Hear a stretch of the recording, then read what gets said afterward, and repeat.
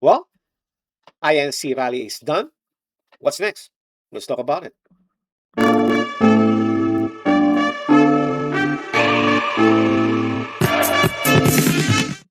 Alright, back to Pinoy Lens at kamusta po kayo dyan mga Pilipino? At sana po ay nasa mabuti kayo palagi, no? Although alam natin para naman tayong nanloloko na lang ng tao, no? Pag sinasabi ko na sana nasa mabuti kayong palagi. But alam naman natin na natapos na ang rally last June 20, oh June 30, di ba? Natapos ito, nakadalawang araw yata to, tatlong araw, something like that. No? But the thing is, marami ngayon na nagtatanong, no, kung ano ba talaga ang kasunod. But before we start that, I just want to say, kamusta po ang ating overseas Filipino workers diyan, no? At sana po ay nasa mabuti kayo kalagayan. At well, I know that you guys are asking, hey, Pinoy Lens, what's up? What's up with the rally? I thought this is it. Pero wala po tayong magagawa sa ngayon and we will see what's the INC plan at sa iba pa nating mga grupo, no? Kung saan ang mga maisog, yung mga Pilipino may utak na open-minded na para sa Pilipino. The rest, yung mga troll, yung mga bayad, yung mga loyalista tanga, ay wala na po tayong magagawa doon. Siyempre, nasa limelight sila ngayon, no? Dahil sabi nila, yeah, hindi na nawala ang aming bangag. So, wala tayong magagawa doon and we don't know what the plan is. But the war against the government, which is unfortunately, yan ngayon ang mga sinasabi ng mga Pilipino, war against the government, not war against the NPA or war against the criminals. It's now against the government. Okay? Kaya masasabi ko lang po mga OFW, ingat po kayo dyan palagi at sana po treat nyo na lang sarili nyo. Pagka mainit ang ulo dahil sa nangyayari sa Pilipinas, lagyan nyo lang ng konting Starbucks ang inyong buhay. Oh, putsang ila, ayos ah. Well, before we start, no, gusto ko natin pakinggan yung sinabi last week ng ating tagapagsalita o ng kanilang tagapagsalita ang INC tungkol po sa pagdidied ng rally. Sabi nga nila, for now. Okay? Let's go. Kababayan, maraming salamat sa inyong lahat sa pakikipagkaisa ninyo sa mapayapang kilusan nating ito. Salamat sa inyong pagtitiyaga na kahit umuulan o mainit ang araw, ay narito pa rin kayo alang-alang sa kahalagahan ng ating mithiin. Pinasasalamatan din natin ang mga naging panauhing tagapagsalita, ang mga pulis na nagbigay seguridad, at ang mga opisyal na nagbigay pahintulot sa atin na makapagtipon dito. Higit sa Actually, lahat, thank you nagpapasalamat sa mga PNP, no, yung mga tao. Kasi may mga nakita rin ako mga PNP at sinabihan sila na ginagawa lang namin yung trabaho, no. Kami ay talagang para sa inyo pero ayaw namin itong malaman ng opisyal although siya po ay nasa harapan ng video. Sana nga ay hindi pa siya nasususpended or what, no? Kasi nga baka mamaya ay makita bakit mo sinabi yun? Di ba? Anyway, gano'n lang. Sa mga PNP, sa mga nagbigay ng permit sa INC, salamat po sa inyo. And I know, medyo minsan nape-pressure kayo, pero what can we do? You know? We are in the moment right now ng isang bangag. Okay? Alright. tayo sa Diyos at umaasang kung ano ang kanyang kalooban ay siyang makapangyayari. Naniniwala tayo na naiparating nating malinaw sa mga kinauukulan ng ating mensahe. Wala, tuloy pa rin ang laban, sir. Wala po tayong magagawa. Di ba? Sayang. Loobin nawa ng Diyos na maghari ang tunay na katarungan sa ating minamahal na bansa at huwag nawang magtagumpay ang sino mang bumabaluktot sa batas para lamang sa kanilang makasariling kapakanan kahit na ikapariwara ng ating bansa. Dito natin tinatapos ang ating peaceful rally. Paano mapayapa, maingat at maayos tayong naglakbay papunta rito, nawa ay gayon din sa ating pag-uwi. Maraming salamat po. Yun. Salamat din po sa INC, no, sa pagbibigay nila ng effort na ipakita sa bangag na kung ano ba talaga ang kailangan natin para dito sa ating bansang Pilipinas. But unfortunately, tuloy pa rin ang kalokohan ng gobyerno. And I think parang ang nangyayari kasi dito sa bansang Pilipinas, talagang the BBM administration is just trying to test the Filipinos patience, 'di ba? Yun lang naman yun kasi kita niyo naman ulitin ko lang ulit. Nung kinidnap si Tatay Digong last year, testing na yun ni BBM. Parang ika nga, risk na yun Dahil siguro sinasabi nila, pag ito nag-people power, paano ba to? Siyempre, yung mga nasa likod niya. It's okay, sir. Nasa atin ang pera. Di takbo na lang natin yan sa sa Kababayan, maraming salamat sa inyong lahat. Di ba? Di ba? Yun ang ibig ko sabihin.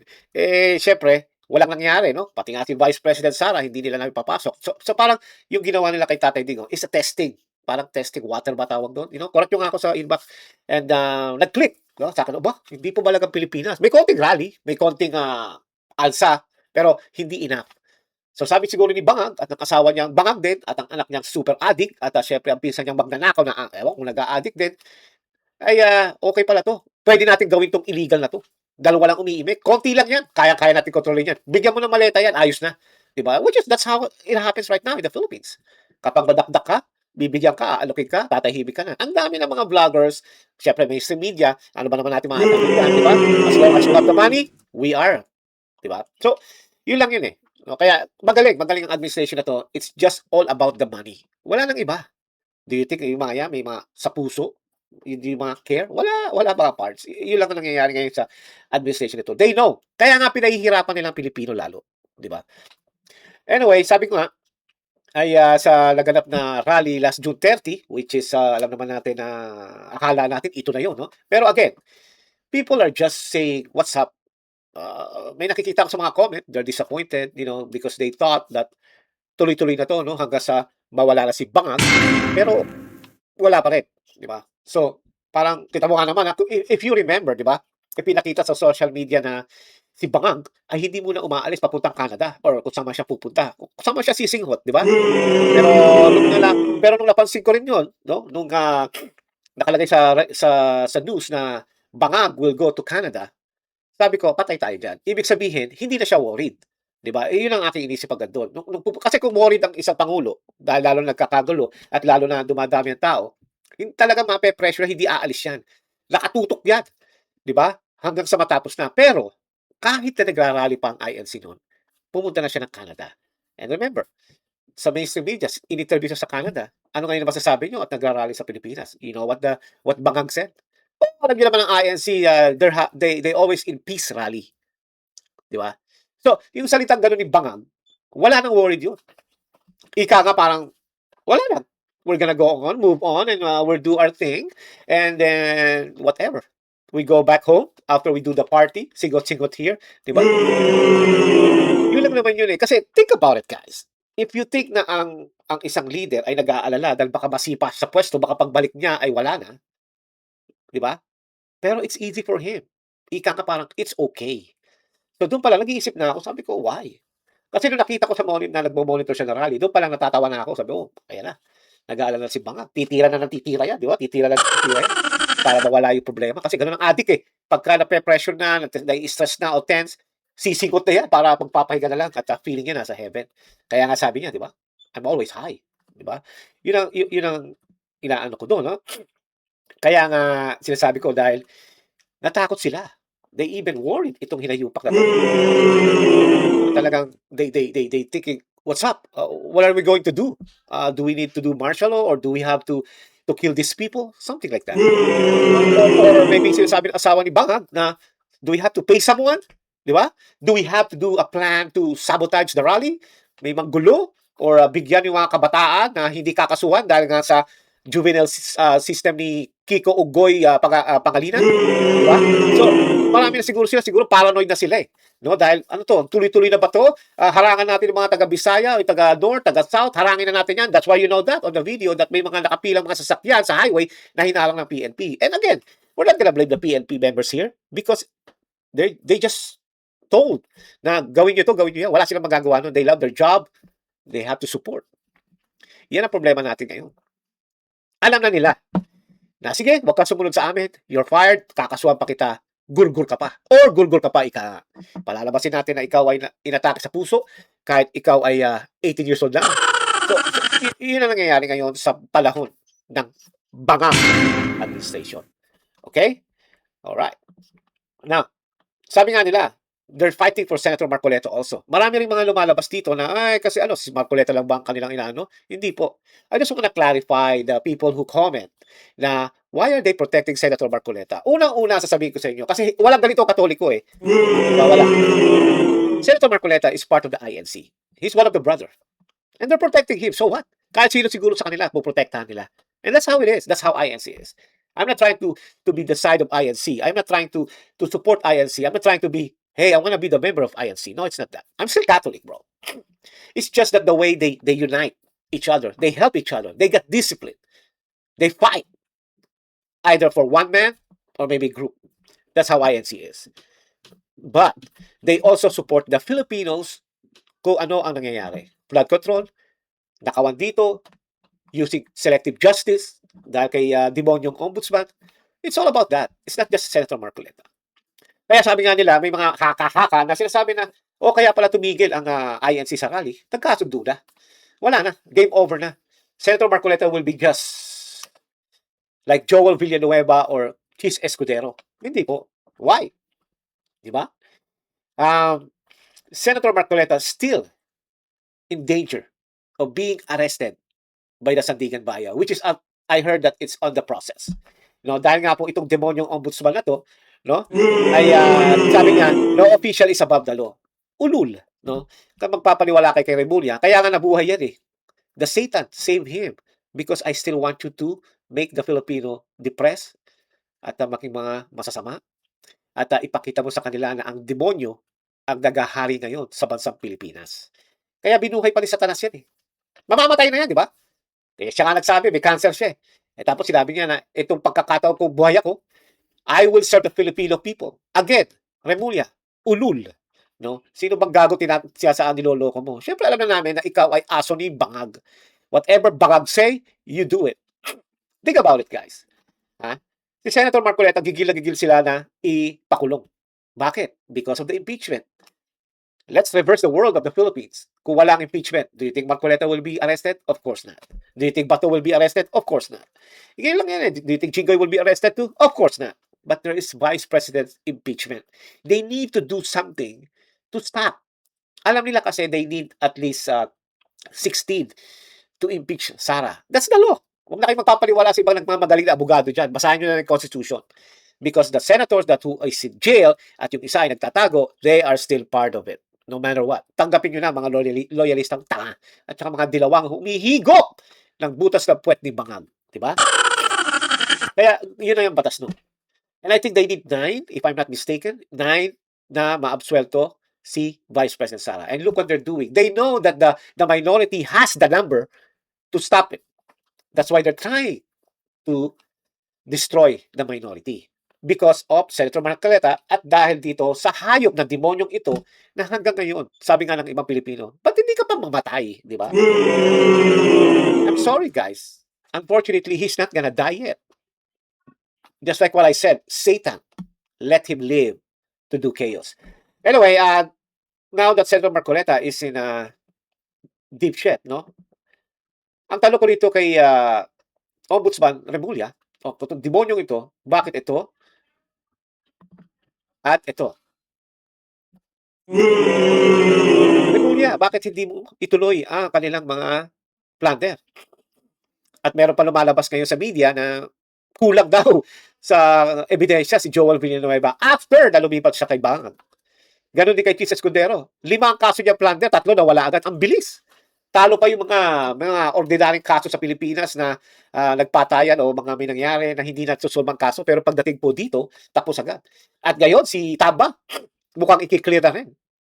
So ito na palang mga part, itong mga hinayupak na to, dito nyo lang nakikita na ang justice sa Pilipinas ay selective. Kaya yung sinasabi ni Remulla, no official is above the law, ulul ulit. Kitang-kita mo naman. And don't really believe that Ombudsman Remulla is independent. No. He swear, not to the Supreme Court, na he will be a responsible ombudsman. He swore that he will be there to destroy Duterte. That's what he promised to Bangag. Hindi nga siya qualified eh. Si Ombudsman Remulla, hindi siya qualified to be an ombudsman, but he got it. Kaya sa Pilipinas, no matter what, as long as you can deliver, as long as you give money to them, as long as you stop those people who's trying to say something to the government, like Bangag, you're good. Pero pag kumontra ka sa Bangag, you are in deep shit. You are gonna be in trouble. Plunder for Senator Marcoleta? For what? The private citizen gave him a donation for 75 million. Kinilir na nga sa COMELEC eh. Walang kaso si COMELEC. Si Senator Marcoleta. You know that already. You watch that. And then ngayon sasabihin, plunder si Senator Marcoleta. For what? Hindi naman ill-gotten wealth yun eh. It's private money. Ang sabi pa nga ng COMELEC, guys, papaalala ko lang sa inyo, walang kaso Senator Marcoleta, meron silang Republic Act or COMELEC something number. Nakalimutan ko na yung Republic Act eh, na hindi sabi dito Senator Marcoleta. Pero, ang kanilang tatanungin at kukwestiyonin ay yung mga nag-donate. Yun na lang yun. That's it. After that, no more. That's it. Bahala na. So yung tatlong nag-donate kay Senator Marcoleta, yun ang deep shit. Yun ang deep in trouble. Kaya nga sabi ko nga walang yan. Kung kailan nag-donate ka sa tao, ikaw pa mapapahamak. Ikaw na nga gumastos ng sarili mong pera, hindi mo ninakaw sa gobyerno, ikaw pa mapapahamak sa gobyerno. Diba? So yun lang yun. Pero Ombudsman wants to do something, wants to modify the law. Kaya sabi ng assistant niya, buong din, bata pa, tanga na, si Flavia. Sino ba yan? Hinayupak na yan. Dapat sa kanya, mag-artista na lang siya at magpaano na siya sa puwet. Sinasabi ng isang vlogger. Anyway, ito po nga po ang nangyayari sa kanila at what can we do is we just have to monitor ang impeachment ng ating Vice President Sara and we are not even sure kung talagang fair ang mangyayari. Kaya nga yung rally ng INC, akala ko tuloy-tuloy na rin eh. Masaya-masaya ako noon. I've been praying na sana magtuloy-tuloy na ito. Pero suddenly ay biglang nawala. Again, we cannot judge the book yet. No? Let's just read the book before we judge.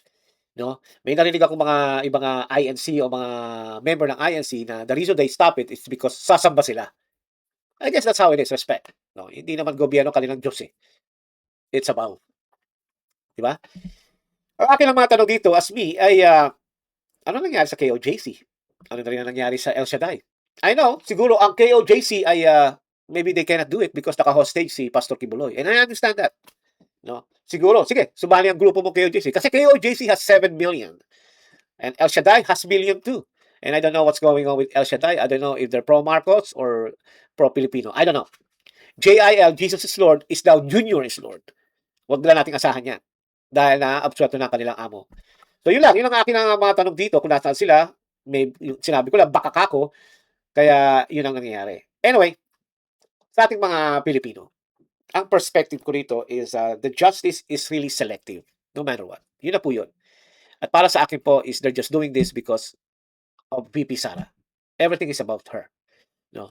Since 2023 to present, wala na silang inisip kundi pabaksakin ng Duterte dahil alam nila na mahal siya ng taong bayan.